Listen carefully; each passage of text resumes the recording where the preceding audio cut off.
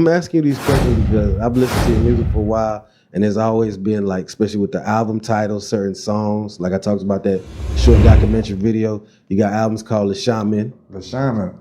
That term got brought up by my cousin Nook. And I felt the concept, like, or what he was saying, or what he was meaning by it, like from the music that I was making at the time and shit, and the way I was delivering it. He was really saying, like, I have a way of interpreting shit, of describing things in my own way, introducing people to different ways of thinking.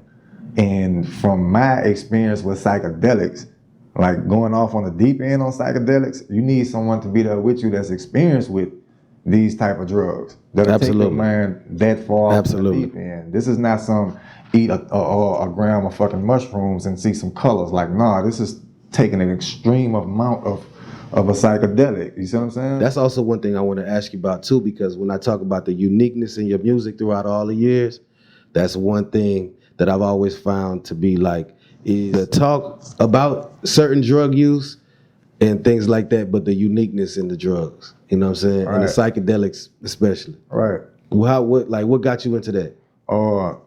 Fucking trying to jolt off a friend of mine. I was some people house that I had met, bro, and a friend of mine was there, and I was there because of him. And it was some white people house we was at.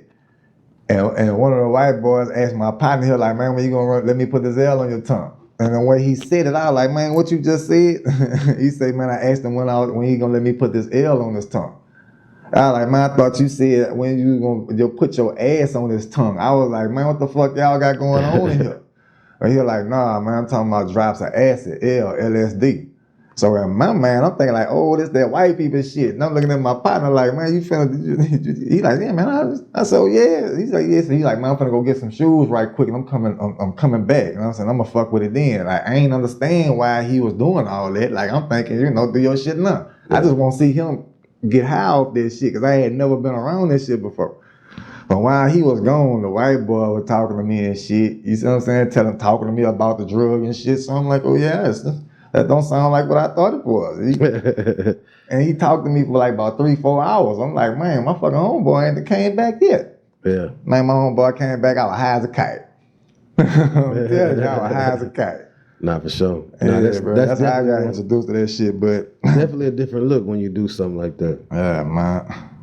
No, my thing, before you go too far, bro, about psychedelic, like how I got introduced to it really ain't what I would like to just speak about it and that just be it. Like with psychedelics, they dangerous. You see what I'm saying? Because you can really go, it'll take you into a place mentally, it'll warp the way your mind think, and it's very suggestive to whatever scenario you build up in your head, it'll feel like reality. And it get like that. You have to, if you don't have a strong man and or no one around you to tell you like, hey, whatever you thinking right now, that's not for real. Just know you tripping right now. You having a bad episode. And when you realize that shit, you have to be conscious of what your man is capable of. If your man is that fucking powerful for to paint a scenario in your head to where you actually think that is your reality, just think about what you could do if you was to guide that type of thought. Or your mind is that intense. If you can go down a deep train of thought, like putting a master plan together, yeah, like you can probably fucking see all different parameters the way you can really like dictate what might take place as you're proceeding to attempt what the fuck you can put together. Be careful with them psychedelics, y'all. Yeah, you have to be careful with that shit. With them psychedelics. It's very spiritual, dog. Like you're really, if you take a lot of that shit, I'm not advising that you do. I'm not advising anyone to take any type of drugs. But if you were to take a large amount of this shit, and you'll actually have a spiritual experience, whether you want to or not. But done in small doses, it can be very enjoyable recreationally. Like you just have a good time, some laughs, see some colors and shit. Probably have a fucking episode to talk about with your friends if you partaking with a group. You see what I'm saying? But you take this shit, man, and sit down and really think about life. Yeah. That shit'll give you a whole different perception, dog. They call that shit an ego death.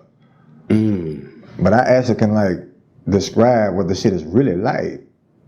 Yeah. Like it's like stepping outside of yourself consciously.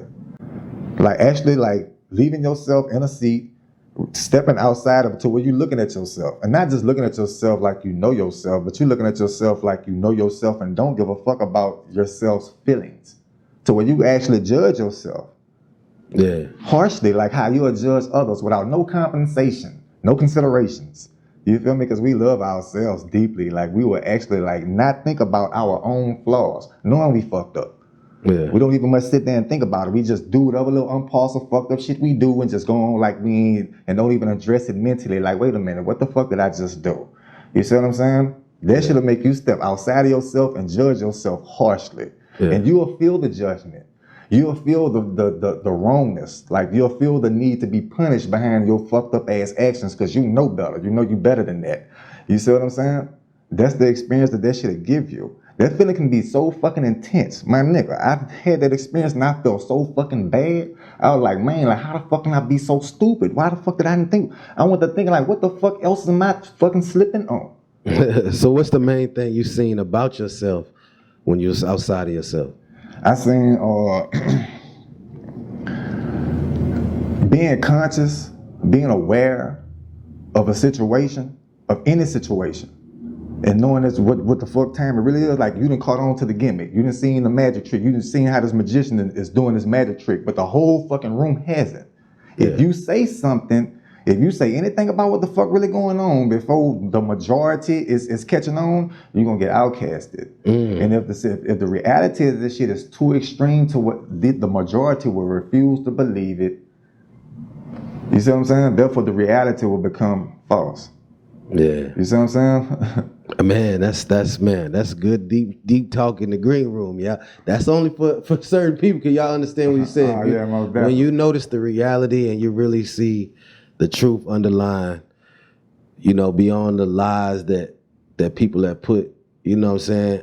When you can't speak on that reality too soon. You can't. Before the majority realizes it, or you become outcast. That shit like trying to wake up a badass kid the first day of school. Like you're trying to wake them up. They don't want to wake up. Yeah. They get upset if you try to take them out their dream, and they will actually tell you, you fucking woke me up. You'll fuck up a wet dream. You know what I'm saying? Nah, that's some real shit. On the real. That's some real shit. Man, that's a great